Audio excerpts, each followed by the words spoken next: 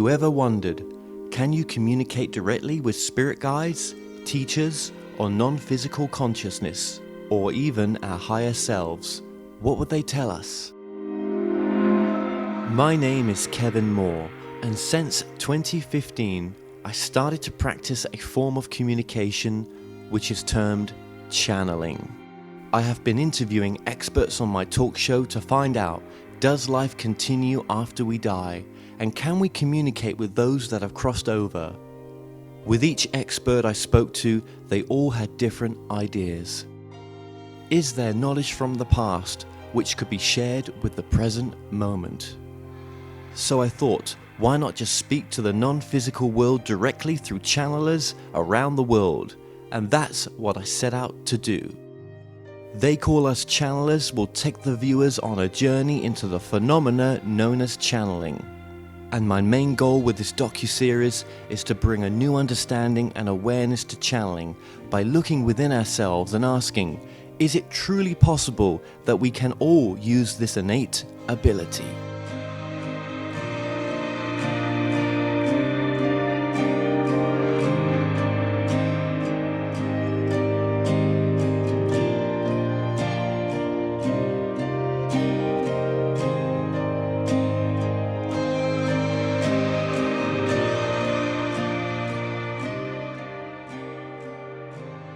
I'm Rob Gauthier, and I channel Aridif, the Ancient Pleiadian, Treb, the Benevolent Reptilian Human Hybrid, and occasionally Metatron and the Nihal Collective. Yeah, actually my mom and my sister, my oldest sister, who was actually adopted, so she would have been my first cousin, both of them had a lot of dreams. They had a lot of intuition. A lot of times their dreams would come to fruition. And both of them were always very intuitive of things. My mom would meet one of my friends and she'd say, that guy's trouble. And then several months later, they'd get in trouble. So they always had intuition. The intuitive nature of both of them were extremely on point and focused. And how did that influence, yourself growing up then? Was there ever anything in your background as well? Well, when I was real young, I was probably between 7 and 9, I ended up going through a dream state, and then I woke up and I saw this lady in the room. And I thought to myself, I'm probably still dreaming, but it felt so real. And this lady talked to me and I asked her who she was, and she said it was my mother's grandma. And I never met this lady. I had never met anybody in my mom's family besides her sisters and mom. But she told me a lot of things about my mom, things that I didn't know from childhood. When I told my mom, she was a little freaked out. She was a little concerned, but she's, oh, it's just a dream. No big deal. Things like that happen a lot. So let's move this then to early teens, kind of getting onto the 20s as well. So what was going on in your life then? Who was Rob Gauthier? As a teen, I wasn't an extraordinarily wonderful human. I was getting in a lot of trouble. I just recently kind of pegged back a time when that shift occurred. I was hanging around with some of my friends. We were driving out in the country, and we saw a UFO. And to this day, it's the best UFO sighting I ever seen. It was probably maybe 100 foot off the ground, a few hundred feet away. I saw it in pretty good detail, and after that, within a few months, I'd started getting in trouble. I started hanging out with different friends that were a little bit rougher around the edges. And at that point, that's when I really started getting in trouble as a teen. I was a pretty bad kid. Most of my time in the teenage years were spent doing a lot of really drastic things, I grew up in this rural part of Michigan, so there wasn't any real gang members, but it was the 90s, so everybody thought they were in a gang kind of thing.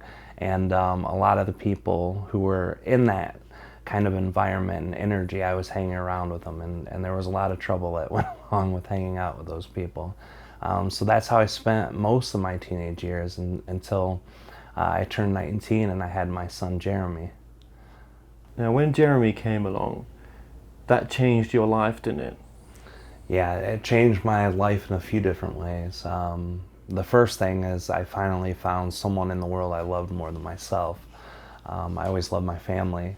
I always had extremely close friends, very intimate relationships with people who I was attached to. But when I had Jeremy, I finally realized what it was to love someone more than myself. So it gave me a great opportunity to expand a certain part of myself, but it also brought a lot of pain, a lot of mental anguish and suffering because of the problems that he was born with. And that caused a lot of emotional stirring in me, and that was something I was never used to. I've always been very solid with my emotional energy, and once he came along, that changed quite a bit.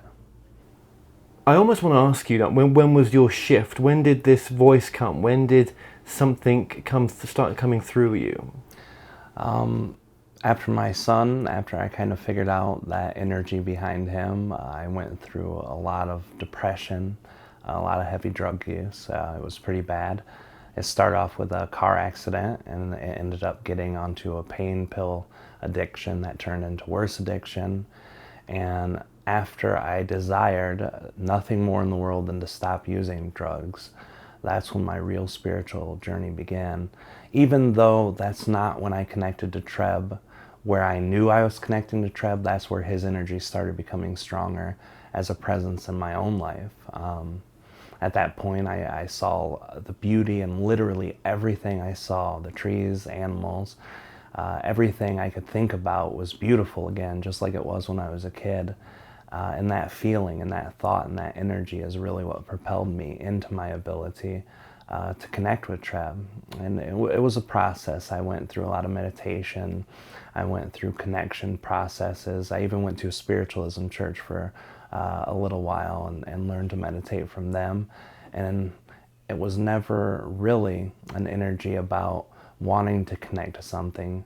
It was just about learning to meditate and finding out more about myself. And meditation actually was a good replacement for the drugs because it kept me calm. It helped me not be in my head so much, and it helped me really touch into that new emotional energy that I hadn't been used to dealing with for so long. So that's beautiful, brother. Thank you so much for that honesty as well. Yeah. So you was at the spiritualist church, and that was starting to open you up in certain ways. I mean, were you developing any sort of, I mean, if you're going to be there, obviously there was a mediumistic side of you coming out as well. Yeah, I saw these people who were running the church and the people who were the mediums for the church. And when I communicated with them, I saw their gift and I said, that's beautiful. I wish I could do that. Well, you can do that. Everyone can do that. And I said, nah. And after a while, they would teach me to meditate. I used to just stay for the services, but the guy named Al that I knew there, he said, stay after. And we do meditations and we do co-created chanting and all sorts of stuff. So I stayed there after, and that was the best meditation I'd had in my whole life. Because I tried meditating before that, it didn't really do anything for me. It just felt like sitting still and being quiet. I do that when I'm sleeping. So it was good though. It felt different. And from that point, I started learning to meditate, and I get little messages here and there. It wasn't nothing in the day that I perceived as a message, because it would be flashes of words or pictures, names, energies. I didn't know till much later that I actually was receiving things back then. I just didn't trust myself enough to understand and accept that I was receiving. Now, at this point, you never come across the idea or understanding of channeling, or had you? I did come across channeling, but I didn't know it as channeling. They ended up calling it metaphysical mediumship. And what it was the same thing as channeling. They would bring through, instead of messages from telepathic communications and then verbally kind of translating it or just regurgitating what the spirit was saying to them, they would actually bring it through their body. And I didn't know the difference at the time until afterwards. And after seeing it happen a few times, looking back, I know exactly what it is now. But I never heard the term channeling until after I ended up meeting Treb. And after I met Treb, I was led along to some other information through synchronicity, through Treb's advice to me about talking to one of my friends that mentioned the Seth material. And when I heard the Seth material, that's when I was introduced to the term channeling. And since coming across the Seth material, have you sort of delved into any other material? Yeah, after the Seth material, I really dived into that very deeply because it was so resonant, and it was a lot of the same things that Treb had said to me, just from different terminology, kind of a different perspective. But after I kind of knew what channeling was, I started looking up online channeling. And one of the things, because back then I was YouTube big time when I was looking for information, one of the only channelers I could find on YouTube was Daryl Anka with Bashar. That's the only person that channeled ETs. And I was like, wow, this is amazing stuff. So I came across his material, and I never studied Daryl's material very deeply. It was just resonant, complex, and simple at the same time. So it made sense, and it was still in alignment with Seth. So I kind of studied the Seth material as I was connecting with Treb, and I learned a different version of the same thing that Seth had talked about from Treb. Treb just used different terminology, different energies, and kind of explained the hierarchy of consciousness in a bit of a different way. Seth would say there's no hierarchy of consciousness. And Treb said it's not really hierarchy, but it's the way consciousness fractalizes itself. And that was important for me because that showed me that everything is part of that oneness. It just gets smaller in its division, and the experiences are different. Well, channeling, if I were to sum it up, I try to explain it to people. I've heard Aridif and Treb both use this explanation for people who don't understand channeling. Imagine your consciousness is your body, okay? And it can expand, it can understand and learn. It's a lot like being in a room at a noisy party. You can't hear anything, you can't communicate with anyone, and you're just there in the middle of the room. So you grow your body out and you bump into the first person who happens to be in the room, and that's person 2 foot to the right of you. Once you get a connection to that person, once you get to know that person, learn from them, talk, then your consciousness can expand more. And after it does, it bumps into the second person in the room, and that's person 5 foot to the left of you, and you connect with them and grow. So it's connecting with other consciousness in such a way that makes your own consciousness expand, which can then give you more insight about who you are and the universe at large, and expand more. And the process can continue. It's why I feel I've been able to connect with so many different consciousnesses and channel, over 300 ETs, because each time I connect to a different one, I learn something new. Each time I connect to a different energy, I learn more about myself. And when I listen back to the channeling, and when I listen to other people who channel similar things, it's only an expansive process again. So it continues. And the process can eventually never end if you don't want it to. But it can get you into that place where you feel like everything could be consciously perfect. My life as a human being is far from perfect, but I feel like my mind, my heart, and my soul are in perfect shape. Those things, as a part of my life, help me deal with life in ways that I've never been able to deal with it before. I can handle the hardships in life much easier than I could ever do. And part of that is me being able to interact and connect with these other entities and energies. It taught me about them and myself, kind of like a 2 for 1. So. Oh gosh, let's go to when you started to develop your connection with the main 3 that you're speaking through now, or they speak through you. What was it? There must have been so many questions you had at the time when they started to come through. Yeah, when I first met Treb, I didn't channel him at all. When I first met Treb, it was in deep meditation. I taught myself through different meditation techniques and binaural waves, the hemisync gateway experience stuff. That all taught me how to really go deep. And when I started going deep, I met Treb, and I had so many questions for him, and I still have my human mind on. I don't have my multi-dimensional brain yet, so I still treat him like I would treat every human. You have to earn my trust. You have to earn me to listen to you with any value in what words you're saying to me. So that was actually a 2-year process. It took me 2 years to really get to know Treb enough to trust that what he was saying was true, he had no ill intent, and that he was worthy of being able to kind of come into my energy enough to channel. And it was something that he never asked me to do. He just told me he wanted to meet me. I was a different aspect of him. He was a different aspect of me, and I didn't know what that meant back then.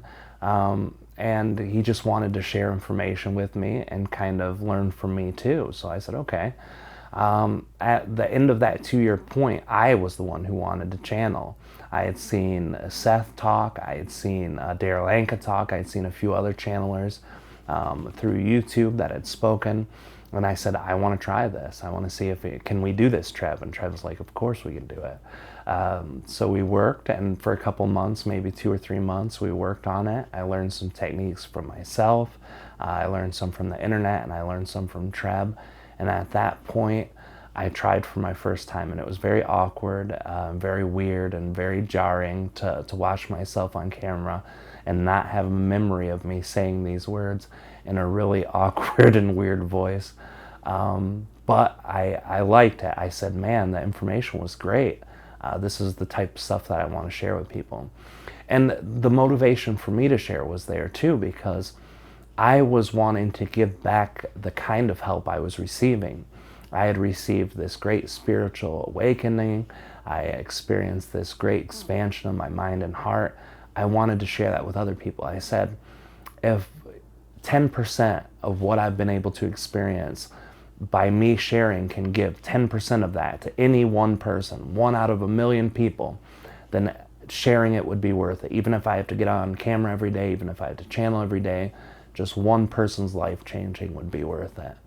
And I did it a few more times in private, mostly around the person I was living with then, and then once with a friend. And after that, I put my first video up on YouTube, and within 1 week there was like 2,600 views. And that was huge back then. I mean, channelers weren't getting a lot of YouTube time back then. Daryl was one exception. There was also another lady, Esther Hicks, but I didn't even know who she was until after I met Kalina. So very few channelers were out there, and that ended up getting a lot of views and a lot of support. A lot of people are like, wow, this is really great. So that motivated me to continue channeling. I shared enough with enough people where they really started subscribing, liking it, so I started offering other people to ask questions. I would do some sessions for free with people and then share those publicly. And after a while, I was contacted by a guy named Jefferson Viscardi, and he's a great guy from Brazil.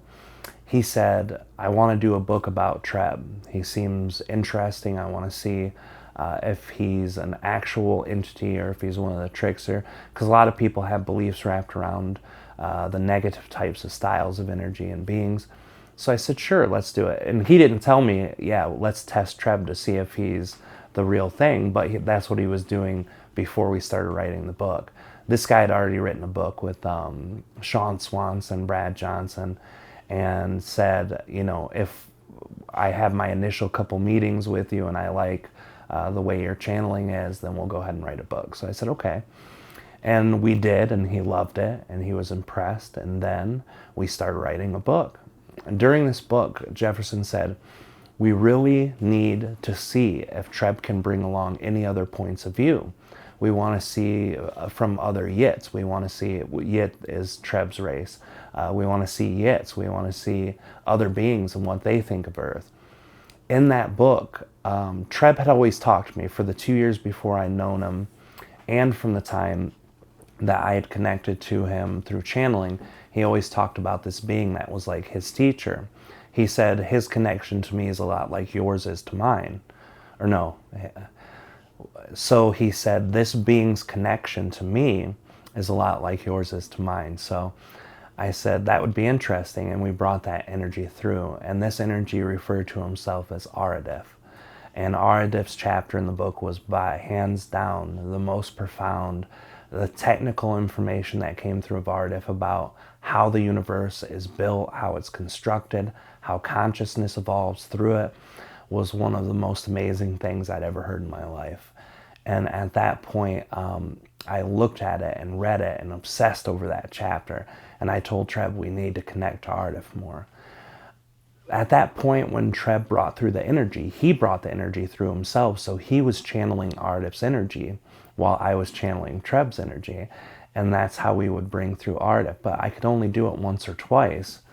And out of the blue, after me and Kalina started doing a lot of radio networking, I was channeling all the time. People were noticing my channeling. We had been offered other books, documentaries, things like that. Finally, Aridif said, I want to start speaking through Rob regularly. And we were amazed at that point. And that was only about 3.5 years ago. And ever since then, Aridif's joined and I connect to him directly. And his energy is so profound and so huge. As big as a jump as it was for me to go from nothing to Treb, it's been almost that size of a jump going from Treb to Aridif. 6th density information is much more profound than the 5th density at Treb, and Treb's amazing. And that's kind of how I locked in with Aridif's energy and information. Metatron and the Nihal Collective were byproducts of, just like the example I gave of the consciousness, when you expand from meeting another being, you bump into the next one. That's what happened with Metatron and the Nihal.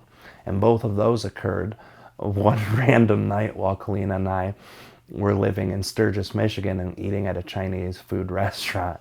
We were sitting there and just talking, and in that moment I just got this overwhelming presence, had to step outside. I was overheated, I was dizzy, and I was like, what the heck is this about? Kalina, I went into a channel state later that night with Aridif.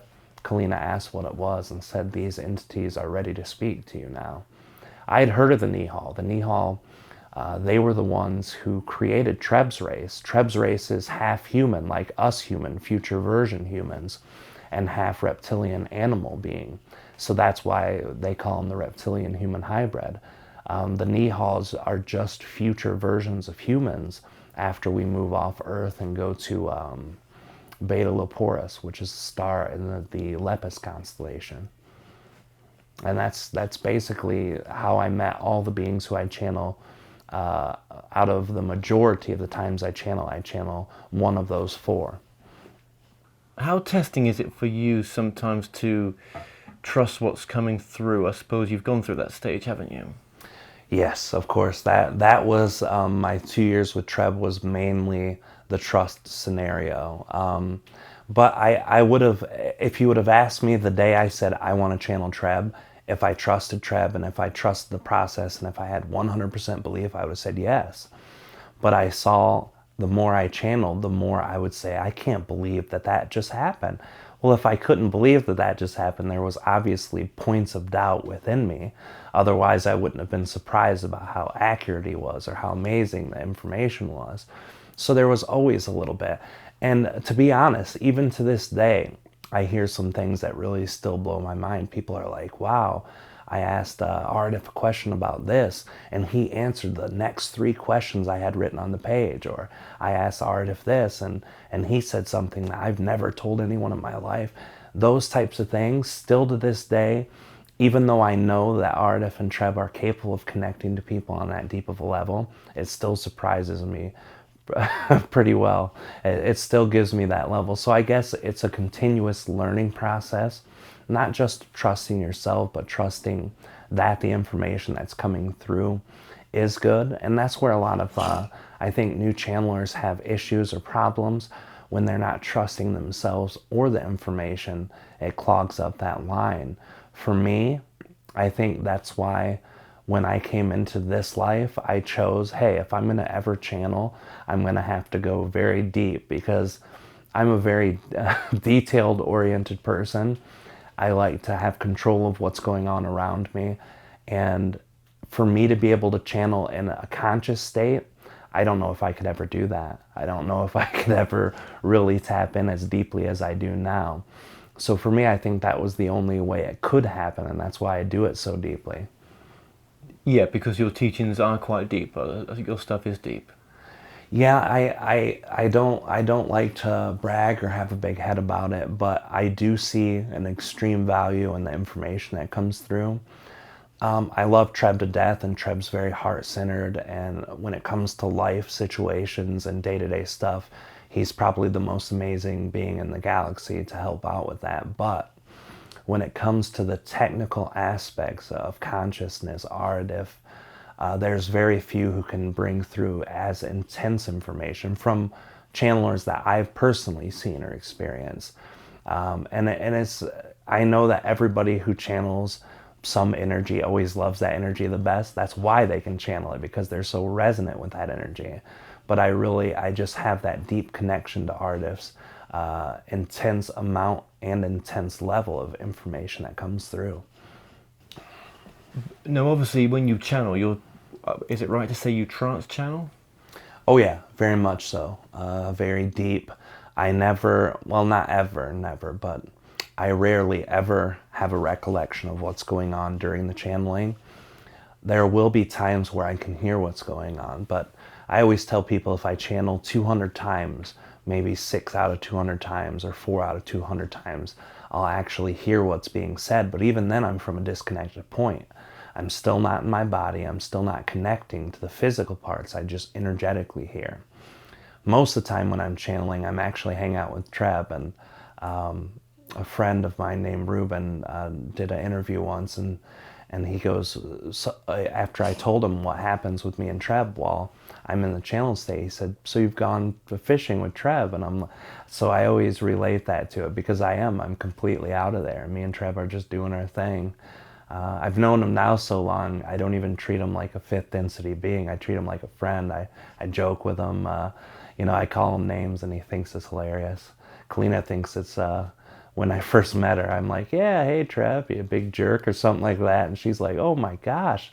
And Treb loves that, so he's getting used to the human humor, so. So how do you, you can't teach people how to trance channel, can you? Actually, I've been able to teach a few people. Most of the people who I work with on channeling, it's something that everyone can learn, channeling in general, but not everyone can trance channel, I think. I think trance channeling is an older paradigm. I think it's an older paradigm because it involves you getting out of the way, where now consciousness is expanding at such a high rate. All the new channelers I've seen are more conscious channelers. I would say out of every 20 new channelers that come out on YouTube, only one of them are in a semi-trance. Usually maybe 1 out of 150 or 200 are deep trance channelers, and the rest of them are highly conscious to semi-trance channeling. And the reason for that for me was, as I stated, I need to be able to get out of my own way. But for most people who are just learning to channel, who've only been doing it for the last 5 years after that 2012 energy has passed, it's accelerated, so it doesn't need to be there. I think most people who I've taught to channel are tapping into their higher self well before they ever get to me. That's why they feel driven to learn to channel. So by that means, it's something you can be taught, but most likely you don't need to be. You can just learn how to channel in your conscious self. And it is. The trust factor for yourself is always going to be a bit harder when you're fully there with these entities or beings or energies or whatever you're channeling. But when it comes down to it, it's essential now, I think, because people need to be able to trust themselves, and people need to be able to elevate their consciousness while they're there. I had an elevation of consciousness much before I met Treb, and then most people are doing it as they're meeting their guides now, so it's different. Yeah, absolutely. Thank you. It seems to be a bit of a gift to be able to trance channel, to just be able to get out of the way that much. It was a gift and it wasn't. A gift is something that you have that's kind of built in, but I actually worked very hard for that, to get out of the way. I spent so many time, like after I left the drug addiction, I went into meditation addiction. So I was literally meditating 3 times a day for an hour and a half each. And when I wasn't, I was doing light version of meditation, almost 6 hours a day. So literally out of the day, I was meditating 10 hours a day, nonstop, for months and months and months and months in a row. Even when I was babysitting 6 kids, I would meditate before they got there, meditate while they're napping, and meditate after they left before my son would come home from school. And when they were there just watching TV or playing games, I was able to close my eyes in the lighter version meditation. So it's something, the amount of time, energy, and dedication I put into it definitely, and maybe because of my own belief that you have to work hard to get stuff, was there really present in my life back then. That was the case, but I definitely put in a ton of energy behind it. And that's why I also tell people now, when they're doing classes, you've got a limited amount of time and a limited amount of classes unless you want to keep putting up more money or putting up more time and energy. So I always tell them, you know, if you want to channel, it's probably better that you don't do trance, because you're going to have to give a couple years of your life away to get there. So, and most people can channel without trance fairly quickly. I've had people channel in the first 2 or 3 times we'd meet together, or people who were channeling before they ever met me and never knew they were channeling. And after the first time I talked to them, they're like, oh, that was channeling? Yep, that was channeling. So it's different. It's different for everyone, I think. Where do you see channeling going? Do you see an evolution? I mean, would you see that something happening with the mediums as well? Are they going to start to change the way they're doing things? I think I don't know how much change will come of the way people are doing it now. People like myself who've channeled for a while, we're going to continue to channel in the way we do, probably. It has shifted, it's changed. I can consciously connect with Treb and Aridif now. Like the whole time I'm sitting here, whenever you see a smile reach almost to my eyes, that's when Treb's energy is very forward and present in me. So I'm consciously connecting to him already. So that's shifted. I guess there's always an evolution of everything. But for the most part, the way I see kind of the whole shift of the energy working out is that each person who is born into this earth, who grows into an energy that's already so accelerated, they're going to learn it quick. And as a society of people who were born in heavy resistance, going into this life with less resistance, we need to be able to facilitate the energy of the children to stay open, because every kid has psychic ability and every kid has channeling ability. It's beaten out of them with the way we're taught. It's beaten out of them with the way schools are set up. So as a society, the more that people that come into touch with that on their own, the more we're going to see how to let society do that. And that's where I see it going, where children are taught to keep their gifts and everyone starts accepting their own. And by the time all the people who are very resistant end up going through their life and dying, then the generations below will have freedom from that point out. Well, thank you very much. Is there anything you might want to add to this? I really believe it's important for people who are trying to channel, who are trying to learn to channel, to really just sit with themselves and kind of learn that trust factor. And it's hard to just accept what you're receiving. It's hard to just trust yourself when you've been told to second guess yourself your whole life. But don't beat yourself up. Even if you're bringing in information that's incorrect, even if you're bringing up information that doesn't resonate with you in that moment, just trust it. The more that you're able to trust yourself, let yourself go and not beat yourself up when you can't do it, the easier you're going to have that information come.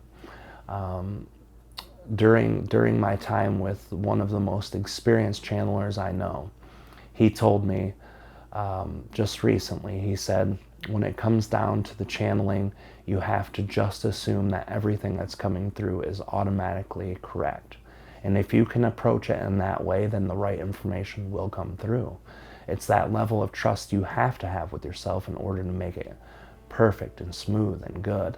And that's why I go so deeply to do that, so I can get out of my own way and trust the process will work exactly as it needs.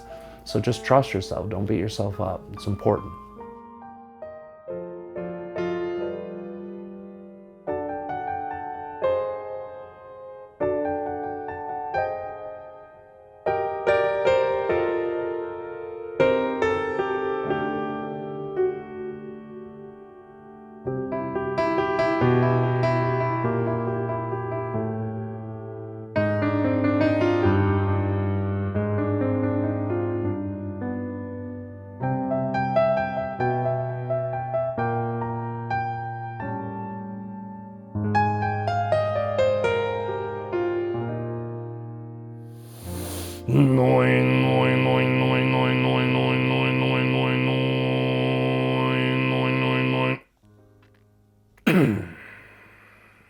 Greetings to all, this is Aridif, that is Aridif, and this is its spell. We understand you have many queries for this day, but before diving into those queries, there are three things in which we must express. The first thing, above and beyond all things expressed within this day, to know, feel, and perceive that you are loved is of the utmost importance. Secondly, it is our greatest excitement to be here with you. And thirdly, greetings also, Kevin. Do you know what? It was funny, as Rob was leaving and you was coming through, it just put a big smile on my face. I just realised how much I enjoy this work. Yes, of course. Otherwise you would have not come across the entire planet to co-create, even though you are tired and somewhat, perhaps fatigued is the word you are looking at in certain areas of your experience, but yet you push on. That excitement is worth much more than any of the other possibilities and probabilities in your experience in this moment and in all next moments in your near future. You're very right there. I'm very fatigued right now. But yes, it's the excitement. There's been times when we do lose, is this what we're meant to be doing? Is this our path? Have I chosen what I love? Is this really what I love? Yes, and in that moment where you smile, even though you are fatigued, even though you are worked up about what you should be doing next, or what you have done already, or what the now moment can be either conducive or non-productive, you still are able to smile through that energy. That is a true excitement, dear friend. Well, Rob is a lovely guy, and what he brings through right now is quite amazing. So, I love your English accent. Yes, and we love yours also. Why that accent? What's the connection there? Yes, there are many different energies that go through Rob's physical body and through the vocal cord area, the throat chakra. It's the specific induction of the voice, all of the different areas and energies of the voice, the transaction of the accent that you would perceive as English or British. All of those things are allowances of our energy through Rob's physical body. We were introduced into your collective consciousness with a similar injected voice. We were also produced with our own consciousness, Rob's consciousness, and the co-created consciousness to come out in the way that was most perceivable by the collective who had already received our energy previously. More specifically, if you are to put it in plain English, the first time that Rob himself has released the information that is surrounded around our own co-creation, it was done so by your technological, voiced, computerized sounds. The one that Rob found that was most conducive to sounding as close to an actual human as possible was one that had an accent very similar to the one that we use. That, along with Rob's own vocal cords, our own ability to create this sound, but Rob's ability not to create this sound. That is what led us to that specific vibration frequencies. There's some great change taking place on this world right now. Why do you come through? Yes, we have come through for the previous years of your time through Rob, but before Rob we come through thousands of years previously. In the time that you call ancient Egypt, in the time that you call ancient India, our race was there.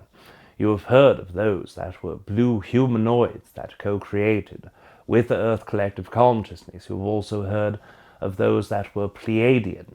You have heard of those who were Denebian. Those were parts of our own consciousness, co-creating with Earth throughout the entire time in the collective. As a Type 1 entity, and a Type 1 entity whose highest excitement is involved around the co-creation of understanding, of knowledge, of creating a space and energy between knowledge and the heart chakra. That energy led us to co-create with any entity who is also tapping in to that vein or vibration of truth patterns of their own perspectives. When one entity expresses that they desire to understand and know more, and that is their truth, we will co-create. This is why we are back. Treb has co-created with Rob for several years before our own exchange and after. Rob's own interest came into the consciousness that Treb had labeled as Signis Dinib. That energy called upon us.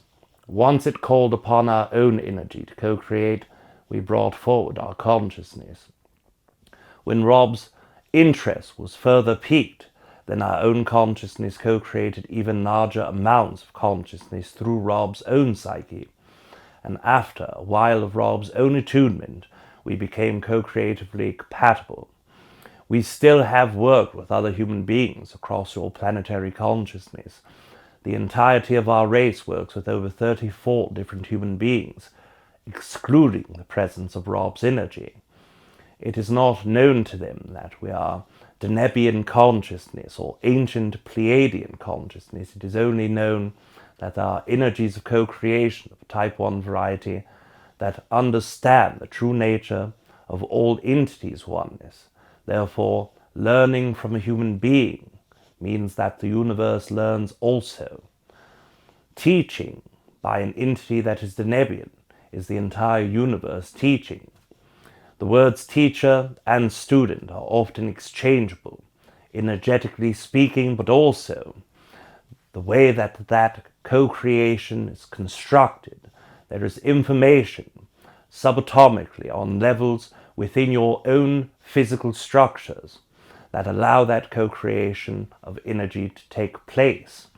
When you open yourself up to another entity's energy, subatomically in your molecular structures, you are opening up energetic receptors.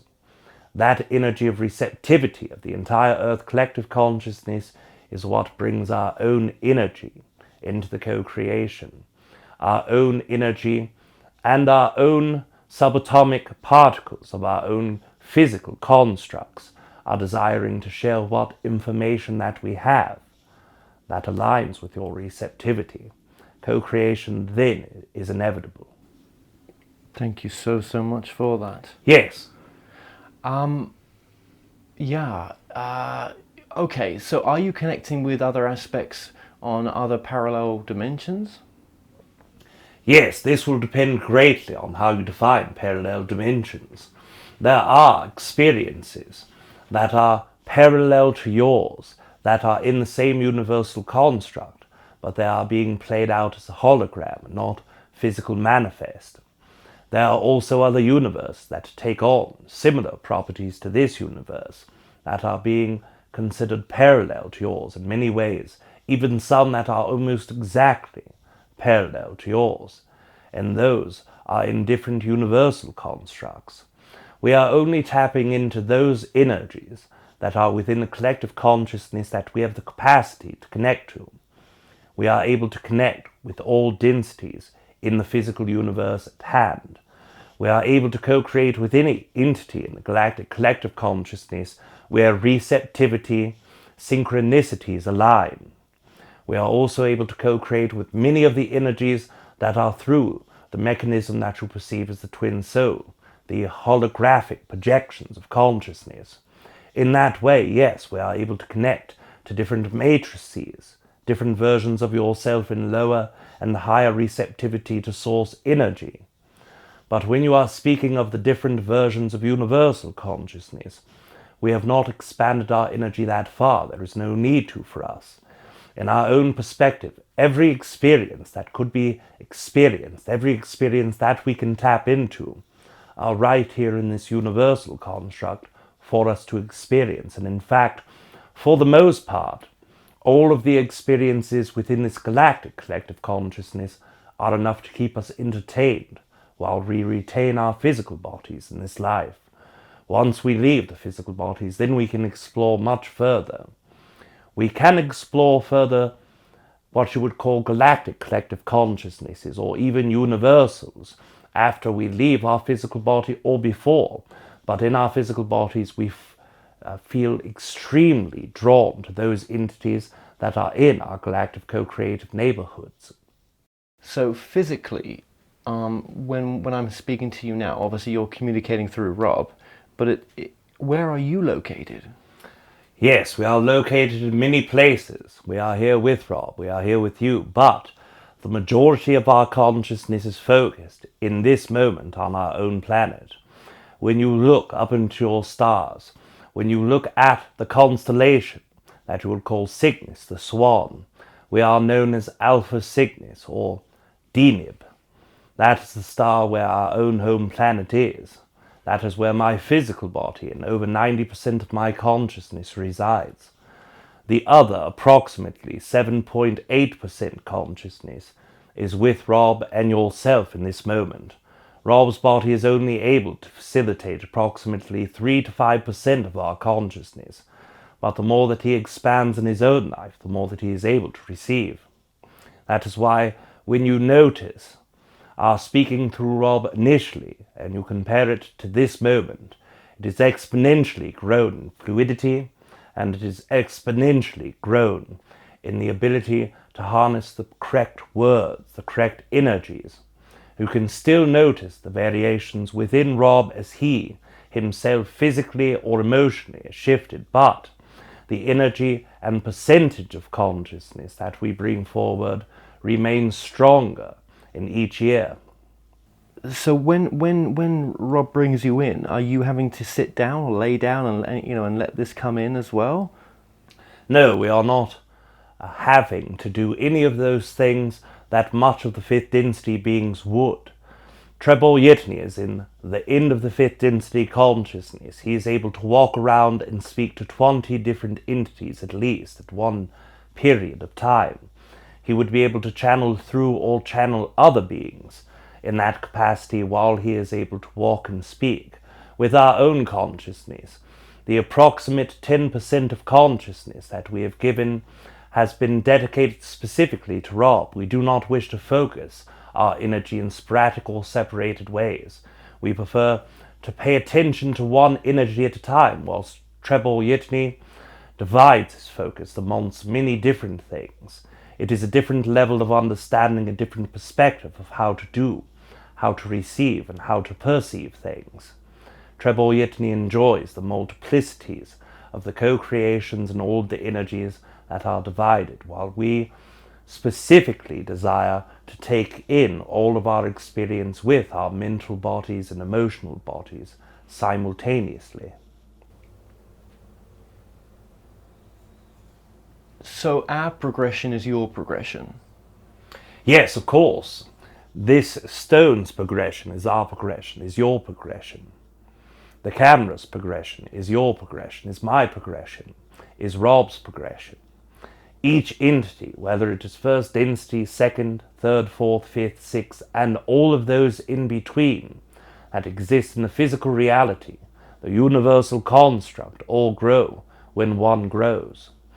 Even what you would call an atomic structure and subatomic structure, one shift of vibration in an atomic structure can change the entire element that it is within. That is a change in the entirety of the universe, not just within the atom. What's your take on the source, the all that is of God? Yes, our own take on this is much as many of those that you have spoken to, many that you perceive. It is not definable by our own limited perspective. Although you would say a sixth density perspective is exponentially larger than the human perspective, it is still within a physical perspective. We inhabit physical bodies just as you do, even though they are not physical to you. They are physical to ourselves. We are not connected 100% directly with source energy. We have to expand ourselves out and bring everything that is outside within to be able to bring a balance or understanding of an energy. We are not large enough in our consciousness to expand out into all things at once and to bring all things in at once. Wherever we put our own focus, we are able to perceive that version of source. For instance, if you were to say, looking at the IC 1101 as your own human collective consciousness is designated, this galactic collective consciousness, and looked at its entirety, could you perceive the energetic nature of the co-creations that occur there? Yes, we are able to do so. Human consciousness is not evolved in that way quite yet. It is growing to that. You could perhaps perceive the light energy that comes off the galactic consciousness, while we are able to perceive the theme of consciousness that ensues. And in some points when we focus further, we can see planetary collective consciousnesses or solar system collective consciousnesses. When we are co-creating our experience with that energy, that is a great deal of energy for us to look at, for us to take in and to expand out into. So in that energy, as we co-create with it, we are able to perceive a large amount, but we are still not focusing on the rest of source energy. In our perspective, just going into the version of source energy that we have agreed to co-create with, we have learned everything that we need to learn about it. Even though our entire universal collective consciousness is much different than the infinite versions of other universal collective consciousnesses, it is still an apt representation of the energetic source that we were meant to experience in this moment. Is it possible to perceive all of the entire collective consciousness, all it is, God, Creator, Source, Logos? No. From the human perspective, it is a possibility to see some part. From a Denebian perspective, a bigger part, but yet still limited from the physical attributes. That name Logos there, that was an interesting name. Yes, of course, it is what part of your collective consciousness is chosen to call Source. Yeah, and then the whole, yeah, okay, so you're only experiencing an aspect of Source, you're only experiencing your understanding of that aspect. Yes, of course, this is what individualism is. Even though we are feeling our oneness with all things around us, we are truly not one. Otherwise you would not need to call me Aridif. You would not need to represent me as an ancient Pleiadian or a Denebian consciousness. I am one part of all that is. When you look at your human consciousness, what do you see? You see yourself as higher self, lower self. You see yourself as a personality, a persona, and an ego consciousness. Our own ego was once similar to yours, even though it was not in its higher version of spectrum or polarity. We did in fact have that version of ego, but as we grew, that expanded, and what it expanded and transmuted into is the version of our own individualism within collective consciousness. We are still able to feel the oneness, we are able to perceive, yet we are still able to have our own perspective of that energy. The Nebian consciousnesses are what you would call a true type 1 collective consciousness. We are able to access each other's experiences. Some humans perceive it as hive mind, although in our perspective hive minds are much different. We are able to intimately feel the emotional attributes of all entities upon the planet at once. That receptivity is enormous compared to what most humans are able to feel in this moment, as their consciousness still expands and grows and integrates more into their higher fractal consciousness. But even at this perspective, we still carry the individual energy.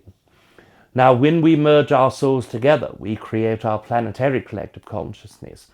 That energy is both in physical and non-physical reality. In physical, it is an energy of several million beings co-creating together in one energy. But in a non-physical, it is an entire planetary collective consciousness, yet in both they are still individual. You go upwards in each fraction of consciousness available, and the largest that you can get is within a universal collective consciousness. If you are in a universal collective consciousness, you know all that there is to know about that universe. But there is more. There are more universes, infinite universes. There is no way for any entity that resides within a physical body to inhabit an understanding of the full energy of Source or Creator consciousness. They are only able to receive or perceive the aspects that either they are in alignment with or that they are willing to receive. Either way, it will never be that fullest version. That is what we see as Creator energy. It is all that is plus more energy. It is a personality energy, it is a co-creative collective energy, and it is a definite energy that is able to perceive all of those things at once, plus perceive itself. It is more than any of the entities that reside or inhabit any of the universal consciousnesses in any form or shape to understand. That energy is too large to see. Look out into your night sky. Utilize the best technology within your Earth collective. There is only still a point that you can see. Everything beyond this is unknown to you. Get better technology and you will find the same thing occurs. Yes, much more to see than previously, but still that limited view. When you are in the center of your own universal construct, you are never able to see the edge. And after the edge occurs, you are never able to see beyond this until you take your vibration to that edge. And even then, you are only in the center of your own universal consciousness in that moment. Between two universes, between multiple universes, but you are still limited to your perspective. It is only when you truly meld back into the oneness, when you go back into that non-physical essence, that you are able to explore. But even at this perspective, even if you inhabit the entire consciousness of universal collective consciousness, you are only able to perceive what you are able to perceive afterwards. You are only able to grow out into perhaps several billions of other universal collective consciousnesses. Several billions are still much less than the lowest fraction that you can understand of 1%. Creator source energy is infinite in that way. Infinite is a strong word. It is something that even our own race does not truly comprehend or grasp. We perceive the idea of infinite much higher, much more fluid than most humans are able to perceive it, but we still are limited to our own perspective of grasp. It is not something that needs to be experienced in our perspective. The person, the energy, the vitality, the co-creativeness, or the collectiveness of the consciousness at hand that we are co-creating with tells us all that we need to know about what is unseen to us by the way we co-create with it. That is our own way of perceiving source energy at its fullest capacity. So, thank you so much for that answer. Oh my God. Yes.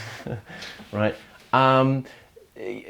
Okay, so just going back to the oneness thing, because that's interesting. So at one hand, you're saying, you know, you've aligned to oneness. Your society is more aligned to oneness, and on the other hand, it's so very important for the individual experience as well. Yes, of course. Without the individual experience, creator consciousness need not divide itself. Yes, it is important, just as important, to have our collective experience. When we merge with our own planetary consciousness, when we merge with Treb Yetni's entire collective consciousness, that is an experience that is much higher, that is much more conducive to understanding, learning, and receiving information. In our sixth density version, that is our true desire, that is our design, that is our part of evolution, to take the wisdom that we understand and to intimately know it, to take our intimacy with others and to truly understand it in a wisdom aspect. So in that sixth density where the heart consciousness and the third eye consciousness and the throat consciousness, or chakra energies as you would perceive it, are aligned and at one with one another, that is the energy that we strive for. That is our own part of evolution. To do this, being a singular consciousness in a perspective of ability to connect with those collectives is important. If we just were one planetary collective consciousness, we would not be able to experience the entire array of experiences that need to be had. What we see source energy as from that experience, from the perspective of singular versus collective, is this. When a larger consciousness breaks apart itself into the fractalized consciousness, why does this occur? It occurs because there are so many probabilities of experiences that one energy alone could not experience them all. So the universe digresses into galactic collective consciousnesses. Those galactic collective consciousnesses still need to be able to experience all of those experiences that are possible in the galaxy. So it divides itself again. Continuing solar system, dividing itself into planetary, into collective consciousnesses of entire races, those races subdividing into animal, plant kingdom, for example, in your own planet, those that are fish, reptilian, birds.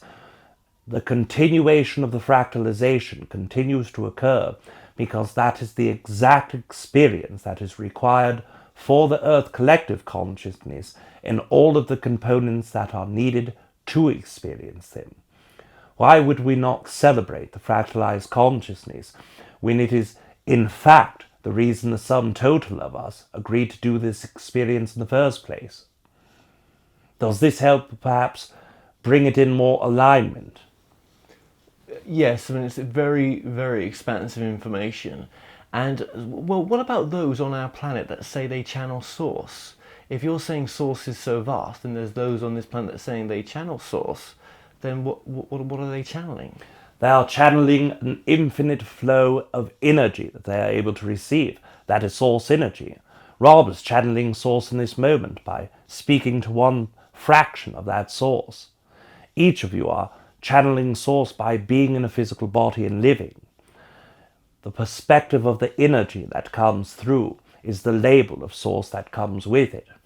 The energy of intensive amounts of consciousness, or large co-created and collective consciousnesses, that is source to some entities. If you were to take a person who knows nothing about the co-created collective universal consciousnesses, all of its evolutionary points, and the enlightenment that can be achieved by going through those versions, what you could say to them is, if you could speak to each human upon the Earth collective consciousness, would that not be source energy? They would express that it would be. So in that essence, if they were to tap into that energy, they are tapping into the source energy. When someone expresses they are channeling source, ask them to define what source energy is.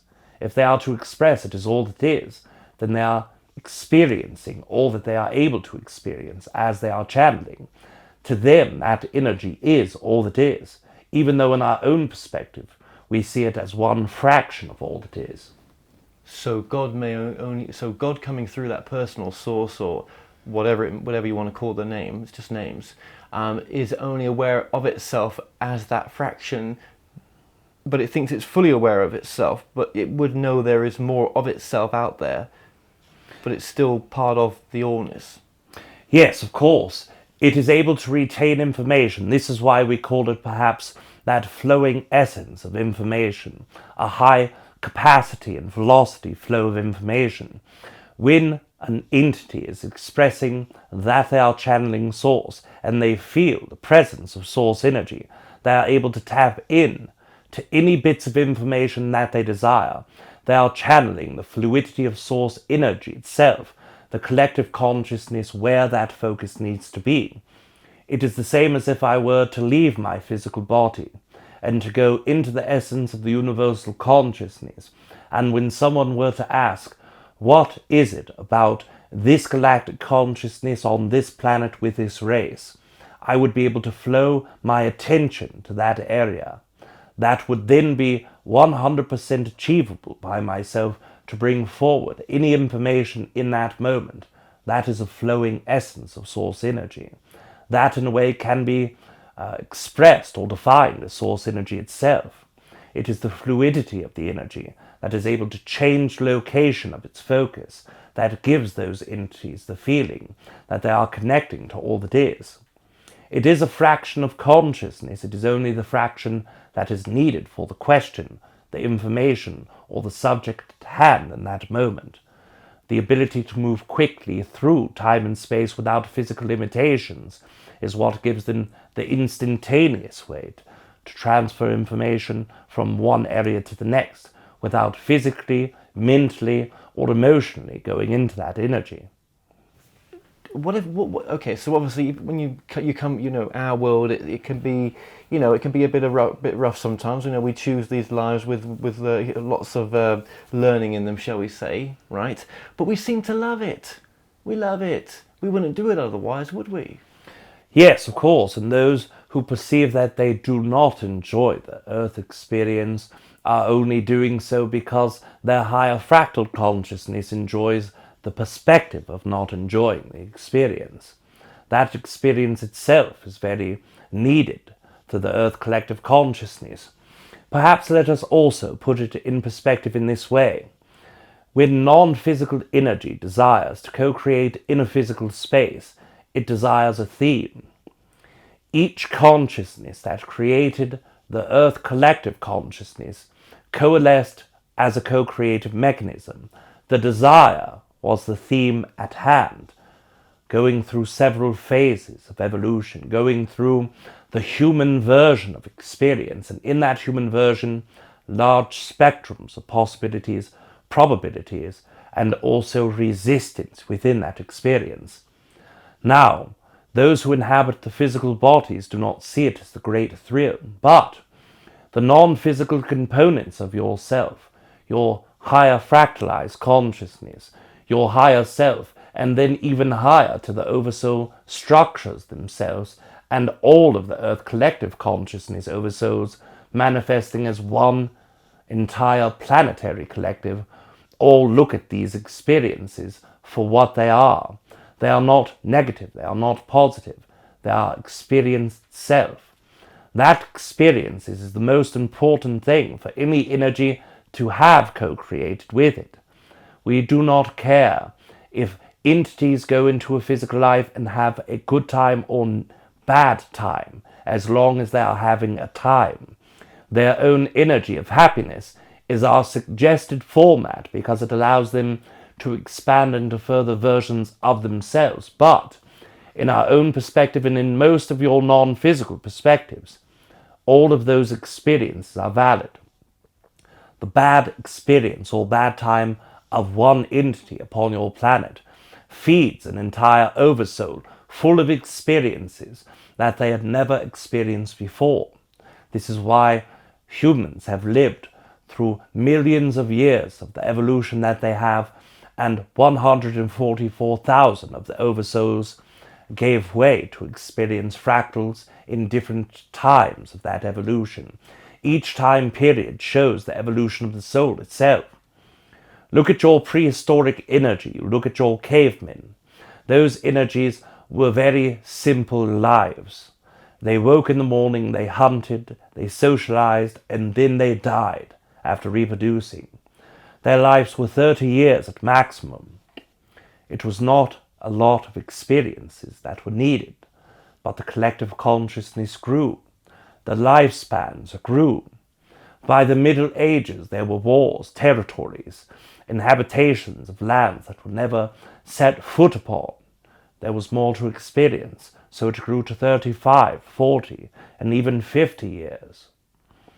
In this moment, after the precipice of energy is reached in the 2012 region, the average lifespan can go from 70 to 90 years.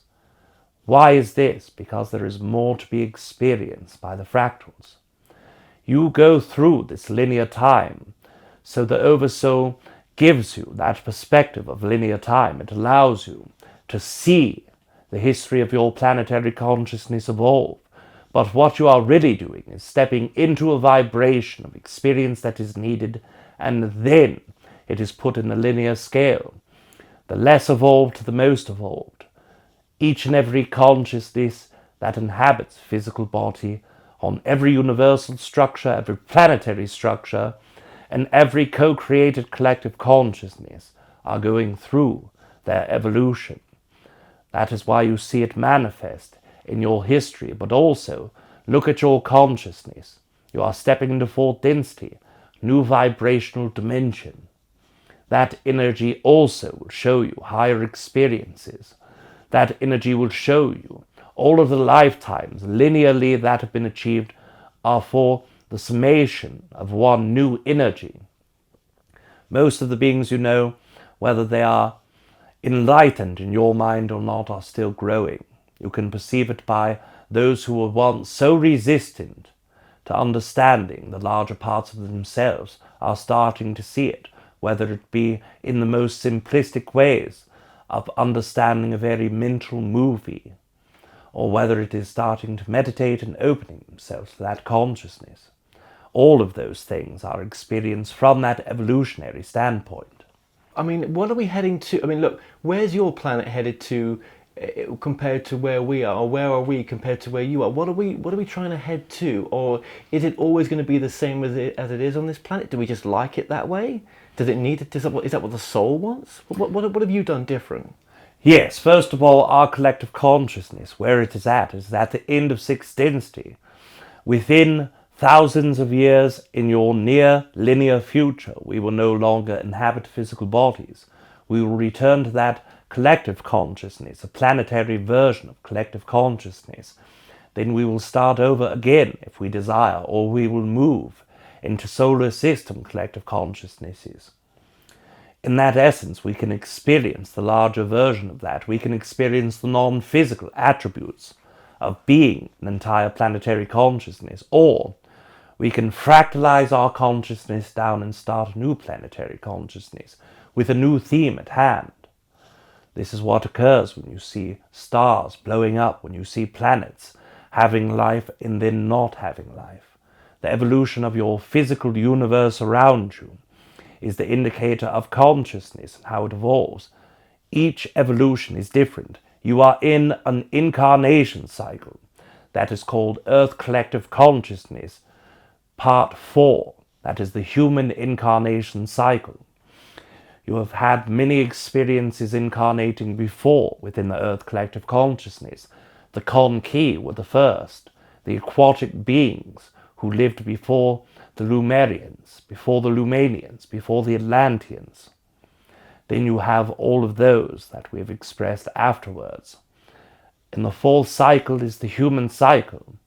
It will be what it creates itself to be. It will be what all of you drive yourself to be. This is why free will is what dictates the experiential quality. It is expressed after understanding the nature of an oversoul, that the oversoul is the largest part of consciousness. This means we are doing nothing. We are not in the driver's seat, but we would say this is completely incorrect. Consciousness works in fractalization, so that the smallest component has all of the power. Free will going through your own experiences dictates the energy that you can and cannot experience. The beliefs, the thoughts, the energies behind, all of those create, along with your actions, the driving mechanisms of your experience. All that it does is feeds itself upwards into the hierarchy of your own consciousness. That hierarchy energy going into your higher fractal self, going into your oversoul, then going into the entire Earth collective consciousness. That is the experience. And when all of the humans that are upon Earth are tired of going in their own experiences, regardless of what pattern you desire to go forward into, when all of the non-physical entities in the oversouls have felt satiated with their fourth density cycle, they will either move to the fifth density or move out of physical reality altogether. They will continue. Each density carries its own evolutionary path. First density, the elemental beings, they co-create until they have created an environment that is fully spectrum of all of the representations of first density consciousness. Then the elemental energies co-create with it to induce life. That life is then known as second density beings. They also grow, inhabit, evolve. Scientifically, you've seen this unfold in your understanding of the history of Earth. Consciousness is driven behind this. The consciousness of that physical energy is what desires more experience. That dictation of growth will depend upon all of your desires to grow in the way you desire to grow into. Once it is achieved, you will be done with it, or you'll move to something new. It is up to each one of you, both individually and collectively. But this could take millions of years. Yes, of course, it can take millions of years if that is what you desire, but we do not perceive a high likelihood of this. It is already begin to move into such a high vibrational frequency of shifting. Now we understand the Earth is what many of your last definition of high vibration would be in its entirety, but those energies of beings that are working with their own energy, manifesting their own personal versions of the Earth consciousness that they desire, are in fact doing so. They are shifting into that version of the Earth collective consciousness that vibrates the highest. Those of you who inhabit this specific room area in this moment are all on a path and desire for growing. That means that version of Earth that you have taken out of the mechanism that we call twin soul, you're taking that experience to project it into your physical reality. You are choosing the infinite version of Earth that is creating growth in a faster way. What we perceive that within the next 2 generations of your planetary consciousness, much of the division will be gone. Within 5 generations, you will not be able to notice Earth as the same planet. It will be so drastically different. That timeline can speed up exponentially with your own interpretive growth internally, externally. Each of you who put in your excitements, each of you who live in your excitements, speed up that effect. When you are working as hard as you are on your excitements and it manifests the experience of others doing the same, it again increases that version. Then you are at half a generation compared to the unknowable Earth or unperceivable Earth, instead of in 5 generations, in 1 1/2. The acceleration process will be dictated by all of your excitements, collectively, individually. That's a wonderful answer, and that really leads me to my next bit, really, which was, once that starts to happen, then I'm guessing that, in your reality as well, science has kept up with spirituality in one sense. Yes, of course. In our own co-created collective consciousness, we did not perceive the same variety of energies that you perceive. We did not create that same spectral energy. There were hardships, yes. There were adversities, yes. As most energies that are physical, humanoid energies desire to do, they must overcome some form of adversity, but our forms were much less dramatic as yours. Our forms were in the way of finding food for ourselves as second density beings, or building from civilization in a planetary co-created collective that was a bit more hostile in the wild areas.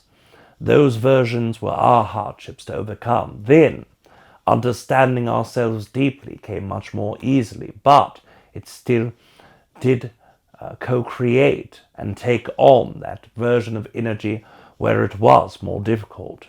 So really, we could have we are heading towards a world where it is a bit more, we're coming to a bit more oneness, being a bit more loving to ourselves and others, and yeah, just coming from a different space.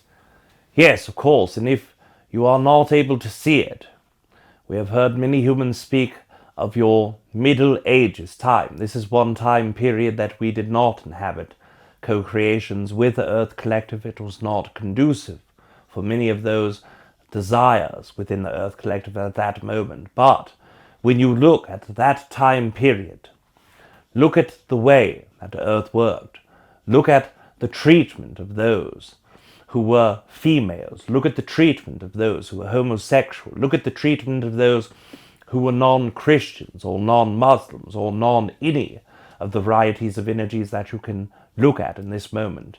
If you have not seen growth from that part of your Earth collective consciousness to this point, then you are not looking strongly enough.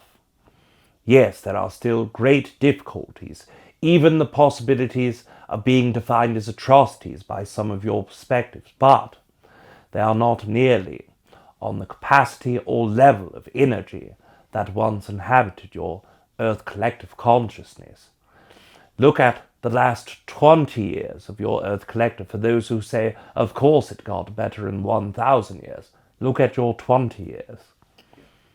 Look at all of the growth that has occurred in those same communities in which we have just expressed, and you will see. Look at the last 4 years in your personal lives. That growth will tell you more than we ever could with words. What is real with this experience where we say, well, it's a holographic universe, so, what's actually, whose illusion is this, in a sense? Is this some sort of,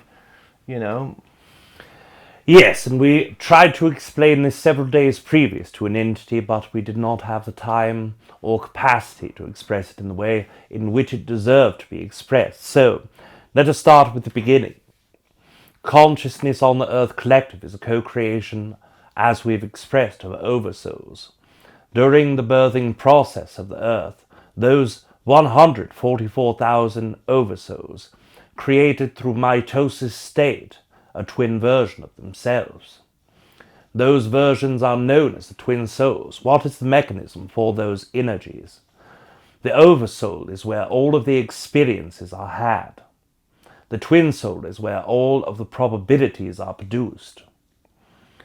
Each one of you go through your experience, shifting your mind, beliefs, energies, thoughts, and actions thousands of times per day.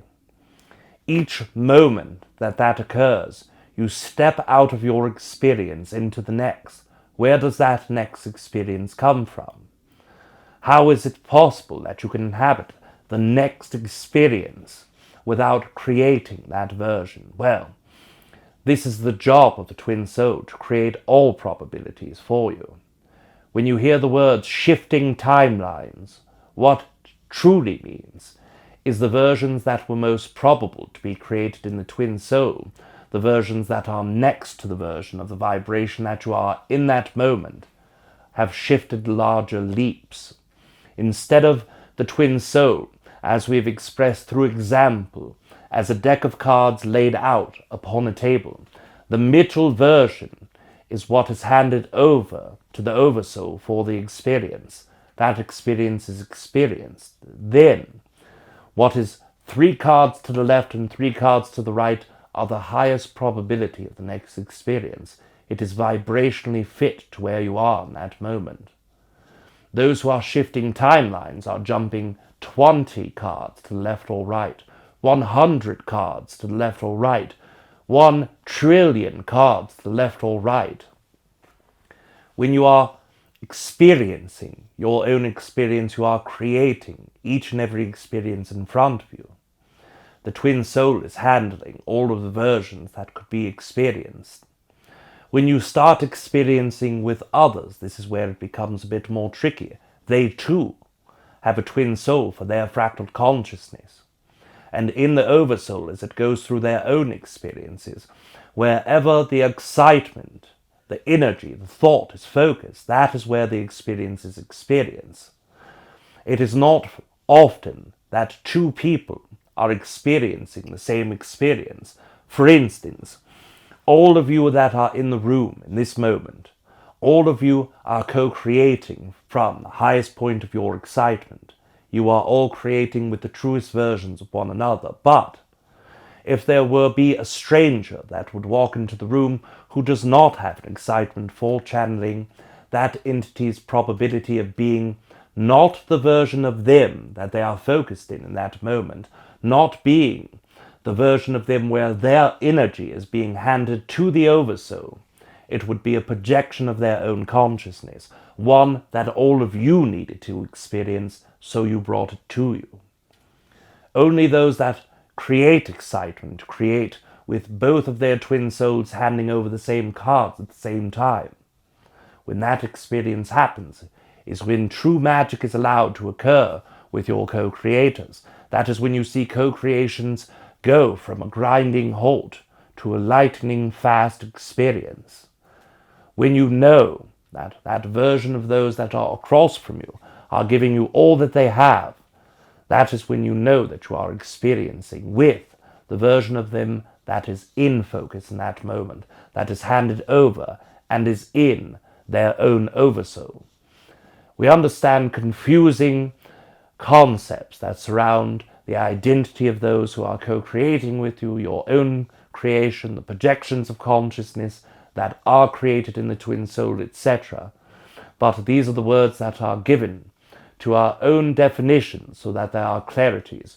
There are twin flames and twin souls and all of these words that are strung about by all different people. And usually the connotations are something different. But with our own verbiage through Rob for the understanding and for the ability for those who are listening or hearing to go back and look into those things, we keep alignment with the energies of these verbiages for the benefit of that understanding. It will not help all of you understand more easily what energies we are speaking of when we speak of co-creations, but we hope it gives you more clarity than previously stated. So there may be entities that have never had a human experience that are having an experience on our behalf. They're experiencing what we're getting to experience, but not having to come to the human form to experience it. Yes, but in this state, this is something that is a bit different. The human experience is from those who desire to be in the human collective consciousness. There are those that pop into your experience from other areas of consciousness. But this is also a conscious decision from either a physical higher dimensional being or a consciousness who is no longer inhabiting physical body. The oversoul is fluid. There are energies that leave all of the time and energies that come into the different oversouls. As we've expressed, 144,000 oversouls. Some energies, let us say for instance, Rob did not desire to co-create with the earth after this life. He would be able to leave that oversoul. He would be able to go into another place to focus his consciousness. If he were to do this, there would be a part of the oversoul that is available. So in that moment, a Syrian consciousness who is in sixth density could express, I desire to take that place in the human experience. I will be a starseed in that life. So they take their form, divide their consciousness, and inhabit the Earth collective in that moment. In that moment, starseeds are born.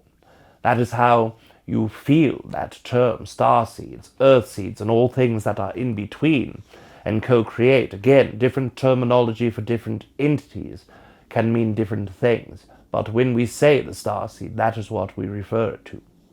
Yeah, there's a lot to take in there and to digest. And we would not be ready to hear this if we weren't ready to hear it. So, you know. Yes, of course. It is in our own beliefs that all of you are able to receive the information that we share. Some have expressed that it is a bit too intense or a bit too compressed, but we trust you. You are all creators. All of you are equal to our own experiences, even though there is not much as much consciousness involved. You are not just loved. You are not I love you, or we love you, or Rob loves you. That you are loved, and we mean the difference between I love you and you are loved is the construct of being truly loved. The universal energy is meant to support all beings that are physical and non-physical. Creator energy within the universal construct is an extension of that love. When you are going through experiences feeling unloved, it is because you have not had another being attach your own energy to itself. When we express that you are loved, we mean that you are loved, you are supported, you can create. But also, we do wish to express that we love you also. It is important to distinguish the difference between the two. Thank you so much for giving us over an hour's worth of your time and coming through, Rob. Yes, of course, our time is not quite the same as yours, but we understand the sentiment behind it. We wish to express to all of you that it is our greatest excitement and that you are loved. We bid you adieu.